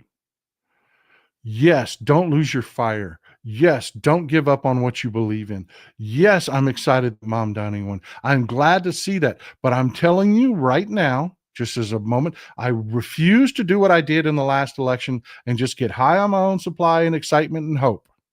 I am telling you, I told you this would happen with Cuomo. It wasn't what you wanted to hear, but it's my job to tell you. It's my job to tell you what's going to happen when I know it's going to happen. Mondanini's going to scare the shit out of these oligarchs, and the Republicans are going to use him. They are. They're going to try to make him the face of the entire Democratic Party, and that's not going to fly well in Nebraska. That's not going to fly well here in Texas. That's not going to fly well in Florida. It's not going to fly well in all these coastal states where we've got a chance of annihilating these Republicans. Because right now the momentum is going our way. But remember, the Republicans aren't just going to give up. So I know this is kind of all over the road, and you got to be saying, well, what are you saying we need to do? Hear me. Hear me. When I don't not hear me because you don't want to hear it. If I didn't live in a vote by mail state, I might not be able to vote anymore. I'm sorry to hear that, Manila. I really am. I'm glad that you're voting. I am telling you, we need to be digging in with the Democratic Party in the midterms. We need to expand our not just take leadership. We need super majorities. We need to be marching in lockstep. None of this negativity. None of this. And let me give you an example of what I'm talking about. It's not just misogyny. It's other issues that can be a problem. Monica Meadows, thank you for being here. Needs to be elegant speakers and ones that are willing to fight for our views. Yes, but ones that we agree with 95% of the time, we can't be the ones shooting them in the ass. We just can't. Sally S24, thank you for consistently bringing vetted news and good analysis. This is why I did that. This is why I do what I do. Look, I want you to take a look at this. And just where an issue, where purity and social media movements can fuck something up. This is Philip Bump, another good follow. Great journalism, works for the Washington Post. And I'm going to tell you this, folks. I excoriate the corporate media. I really do. But the journalists aren't the problem with the corporate media. It's not. It's the editors and it's the talking heads that are the problem. The journalists are out there doing the journalism. It's those folks that are deciding not to let the messages through, to curtail the messages, to appeal to the Republicans and hurt the Democrats. It's not guys like Philip Bump. They aren't. He's a good follow. But I want you to take a look at this. I want to blow this up for you. I want to use this as a learning example. This is Democrat support of Israel versus the Palestinians. Not just Democrats, it's Republicans, everybody, and Democrats. Red being Republicans, blue are the Democrats here. Black line is an amalgamation of all, a conglomeration of all Americans. When we talked about the Palestinian issue and how we talked about the policies that we liked and what we supported, all the way up to 2015, it was pretty much, well, pro-Israel. Everything above this zero line is pro-Israel. Below it is pro-Palestinian. Right here is when we had President Obama and Netanyahu fucking with President Obama. Israel coming out hard for the Republicans. You had people like me that have fought forever for a Palestinian homeland. They should have the dignity of self-determination and should have their own homeland. We started to see headway. It was a great thing. It really was. Look at this line. I mean, we were doing it, man. We were changing the narrative. Yes, I absolutely think that one Jewish state is not an abomination. I think that Israel should exist. I think that they should be a peaceful country with their neighbors. Yeah, I don't think Israel should be in the same position the Palestinians are in now. That's fucking stupid. I hate Netanyahu. But I want you to follow this trend line. And then boom, October 7th happens. October 7th happens, right? And it trends down sharply. After October 7th, everything's trending down sharply. Then October 7th happens, and that line ticks back up. It's what I was screaming. Hamas did not help themselves with what they did on October 7th. They didn't. They hurt their own cause. It was idiocy, stupidity, horrific behavior. Nobody supports that. And the trend line shows it. It shows how people were talking and what they were saying. They stopped supporting the Palestinians as much as they did after October 7th. They're like, hey, no, this ain't right. And then what happens? Support for Israel plummets because everybody saw what they did in Gaza.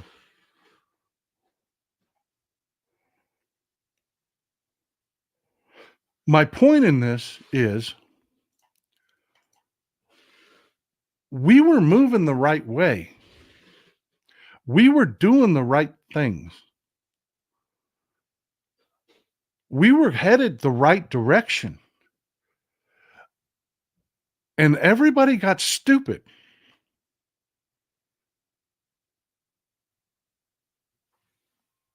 And what's the result? Gaza is destroyed.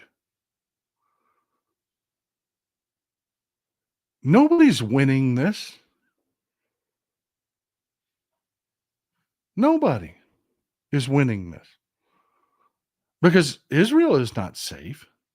The Palestinians aren't better off for this. And the Democratic Party, this postmortem, and this is where I'm tying it to the subject we were just talking about, you had people that couldn't take the win. They were already winning over the Democratic Party. And they fucked us. They fucked us in the last election.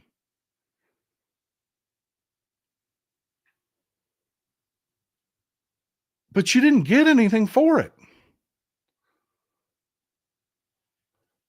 I mean, sure, everybody's looking at what Netanyahu's doing and saying, fuck that guy.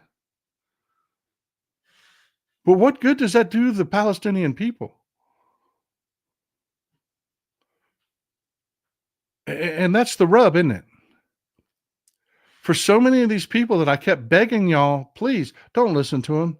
Don't do this. Don't listen to them. They weren't about the Palestinian people. They were about the destruction of Israel. And they don't care what's happening to the Palestinian people. They don't. They just want to destroy Israel. And we've got to really, really, really, really have some real talk about results and how our coalition, how we hold it together. Because we cannot jump on the destroy Israel bandwagon and win elections. Not only is it morally wrong, we lose a huge portion of our coalition. We cannot be misogynist assholes and pander to the right wingers like Charlie Kirk and shit like that and hold our coalition together and get our people to turn out. But if we nominate a woman for president, no matter how fucking great she is, and I'm wearing Harris's shirt and I supported Hillary Clinton and voted for Hillary Clinton, we're going to lose. As much as that sucks, we need to realize they're not us.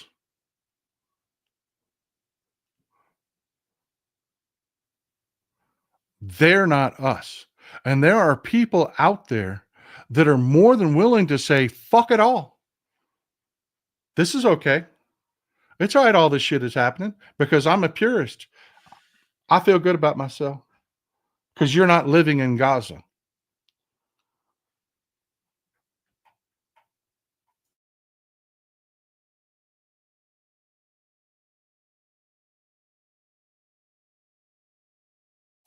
So that was unpalatable. We have to, as a community, here's our job. This is what I'm bringing to you because that was unpalatable. I know it. Thanks for supporting the show. I really appreciate it. We can't have these factions. We can't. This postmortem on this election shows that MAGA is going to turn out. Donald Trump could shit in their babies' mouths and they would show up and vote for him. They're a fucking cult.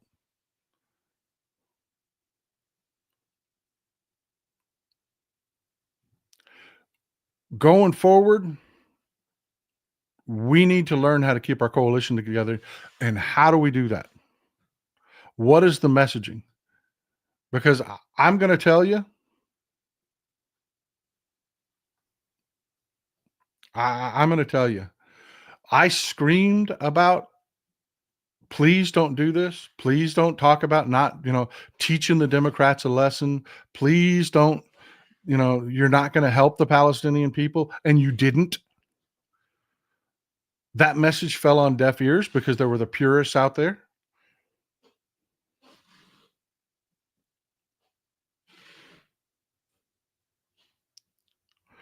This guy's just fucking melting because he wants, for him, it doesn't matter. It doesn't matter that reality is just fucking smacking you in the face, dude. It doesn't matter. He doesn't care.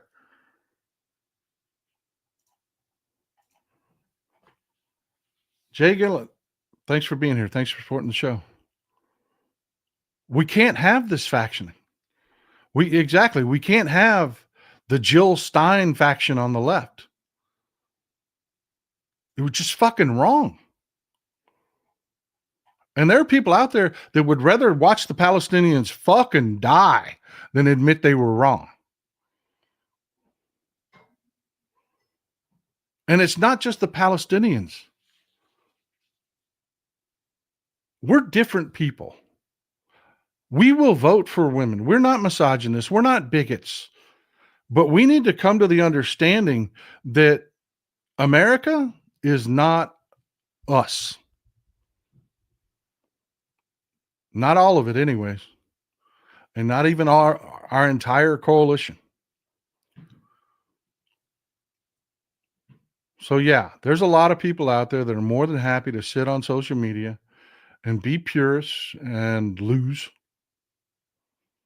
It's not what I'm here for. The only way forward is the Democratic Party.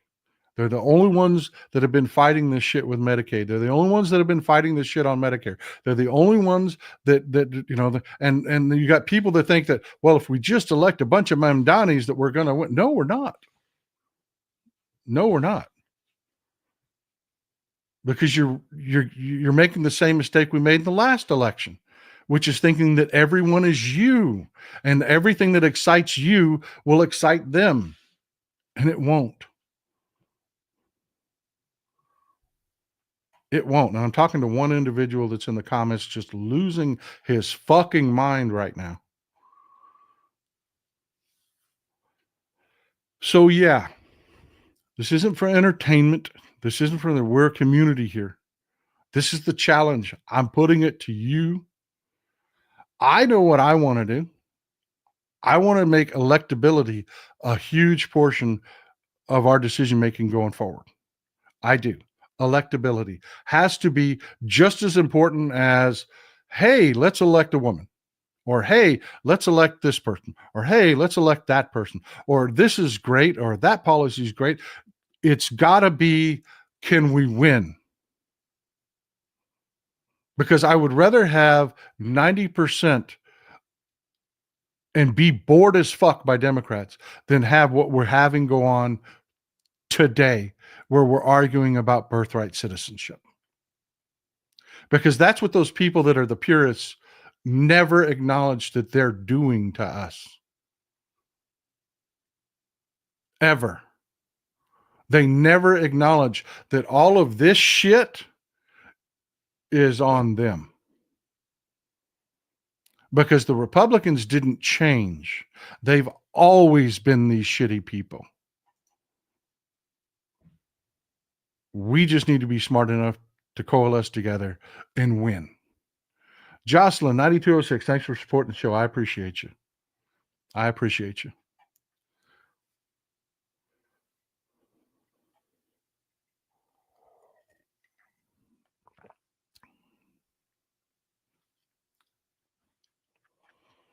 And I'm glad to see, somebody just put a comment out there. The answer is we need to be more left. Oh, I agree that our policies, once we hold office, I'm trying to pull the party left. I am. I agree 100%. We've moved too far right. But that's a different discussion. You're talking about policy. I'm talking about elections. And that's another thing. So yeah, if you think that we're splitting from each other, we're not. I was a Bernie bro, people. I am a national healthcare guy. And not just because I think it's a great thing and I want to hug people, because it's smart business. It's smart for the country. So yeah, policy-wise, we need to pull left. We do. But do not sit here and ignore why 2 in 10 Biden voters stayed home. And yes, it's more complex than just Kamala was a woman. It is way more complex than that. You had a lot of people very turned off by the fact that, Joe said he wasn't going to run again. Then he did run again. And then he just looked terrible. I mean, it is more than one issue. It is complex. It is complex. So no, you cannot gel this down to just one thing. But I'm telling you, 100%, if you're here, you're going to hear a lot about electability. And you're going to hear a lot about the fact that, look, we're not everybody. You are better people. I mean that from the bottom of my heart, in my soul. The fact that you would sit there and the fact that this was good for you tells you you are better people. That's not an argument. The argument is, how do we get those people that are in our coalition that are flawed to the fucking polls?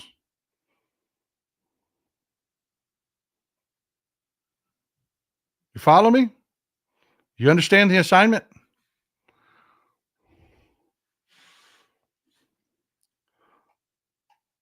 This is one of the things that they have talked about post-election that did drive some people away.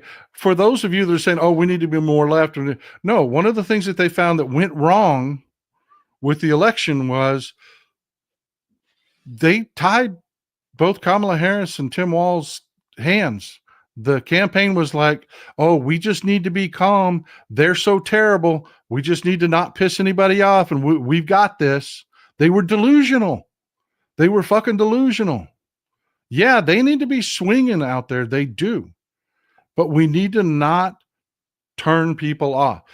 I am ecstatic that Mom Donnie won. I'm ecstatic that message got sent to the Broligarchs that, hey, you want to be these fucking awful people that want to push these policies? This is what's going to come back at you. Have a little socialism, my friend. I love that. I do. But I also know that's dead on arrival in Texas. We can't let them make Mamdani the face of the Democratic Party. We just can't.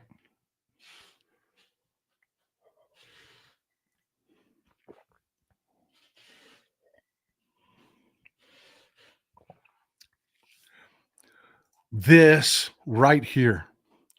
I have always been apprehensive. Like I said, I'm a Bernie bro, man. I am.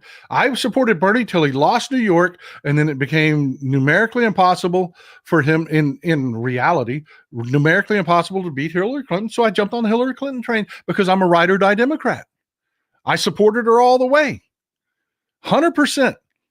Full-throated. Pritzker has always worried me because I'm a Bernie bro. He's a billionaire. Not the same people. You know what I'm saying? But he's doing an amazing fucking job, and he has high electability.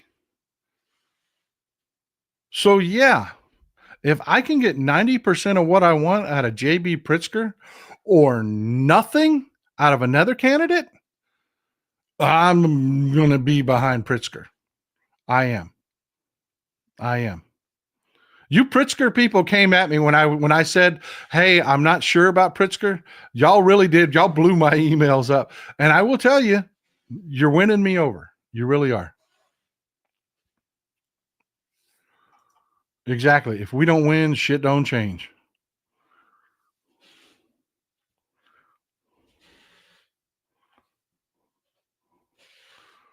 Bernie's not running again.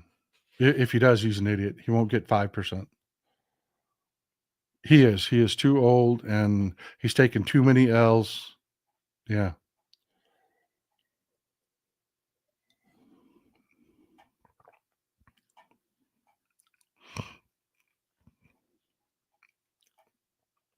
But please, do you understand my message here? Please, please, please. I'm apologizing again. I made this mistake in the last election. I did. I forgot everybody's not us. I did. I bought the dream, my friends. I did. I bought the dream. Sold it and bought it myself. Got high on my own supply, and I am sorry. That is not my job. It's not what I'm here to tell you. It's not what I'm here to do. I believe in leading. So yeah, come on, folks. Let's pull it together. Let's pull it together. Let's not allow this shit on social media anymore. Whenever you see a comment like that one I just showed you about yeah, the Republicans are awful on immigration, but let me tell you why that's the Democrats' fault. Scream at these people. Scream at them. There's no room for them anymore. That's just dumb.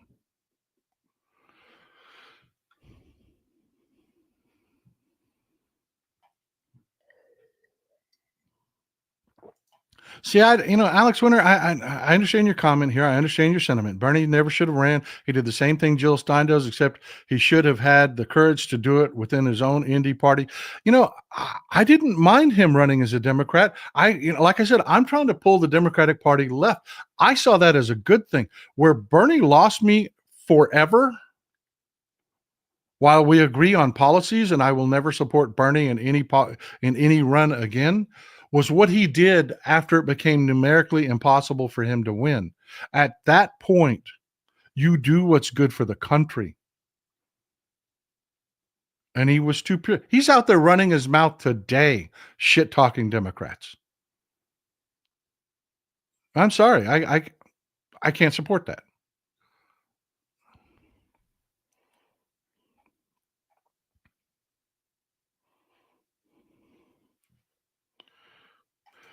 Not exactly what I'm saying, E.T. Not exactly what I'm saying. It is, your sentiment is right on. What I am saying, and I want to be specific here, is we need to look deeply at what are they drawing? What are they really doing electorally? Not just policy, not just how much we like them. I like Mayor Pete. I do. I do. In the 2020 election, I was a supporter of Pete Buttigieg until he lost. And then I was on the Biden train. You know, if I'm going to go with my heart, I'm going to go with my heart. It doesn't mean I'm going to pick the winner every time. I'm going to go with what I think's right. Again, trying to pull the country left. I believe in that. What I'm saying is we have to be really realistic. Don't kick anybody out. Don't say, hey, AOC can't run or win. I'm saying if she's running and she's only drawing us and we're it, no.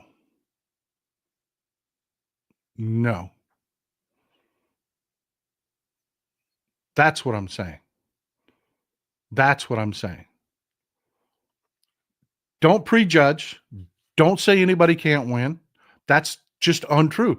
If we'd have done that, we'd have never had one of the best presidents this country's ever known in Barack Obama. That's the last thing I'm saying. You follow me?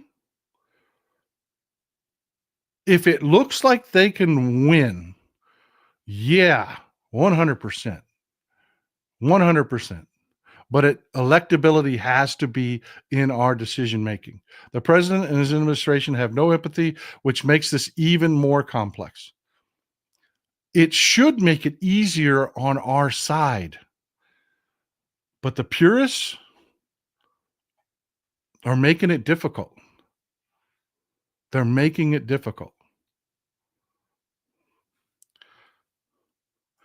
I do agree that as much as I like Pete Buttigieg, and he is fucking amazing when he starts talking, he's facing the biggest challenges. But again, I'm not going to rule him out, man. If he runs and suddenly catches fire, you can't judge what's going to happen in 2028. That's a lifetime away. We don't know where the country's going to be at that point. That's why I am not saying don't support AOC, don't support this, don't support that. No, that is not my message. My message is this post-mortem has come out. No, it wasn't stolen from us. Yes, we fucked up and got high on our own supply. And we need to remember, you are better people than a lot of what's out there. But to run a democracy, we got to bring those shitheels along with us. I know, not a sexy message. I get that. But it's real. It's fucking real. I am too. I really am. And I you want to know the number one reason? Is if you are one of these New York, because the oligarchs are really centered in New York. They like to pretend that they're, from the South and good old boys and, no, they live in fucking New York City, man. And in their backyard, their bullshit just got Mom Donnie. They're watching that backlash happen in their face, in their backyard. And I love that. I love that for them.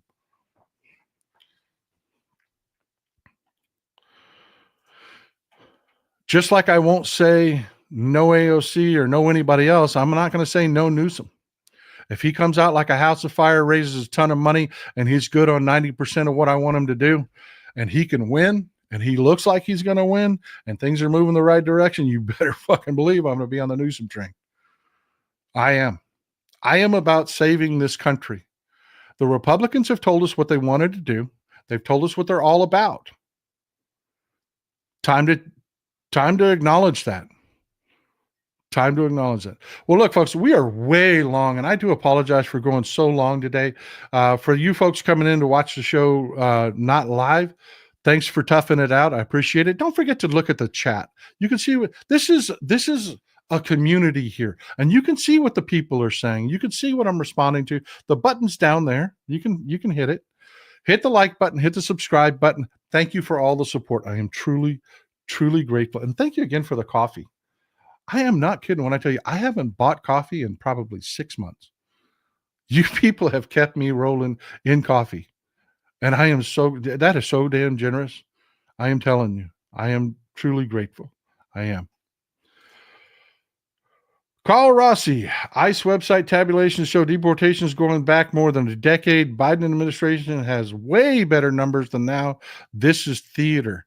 This is bigotry. This is hate. This is feeding hate to the bigots. That's what this is. These are awful human beings.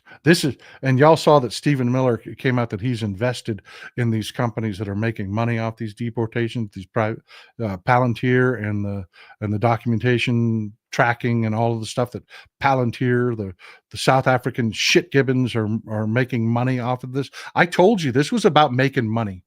I told you this was about making money before any of it.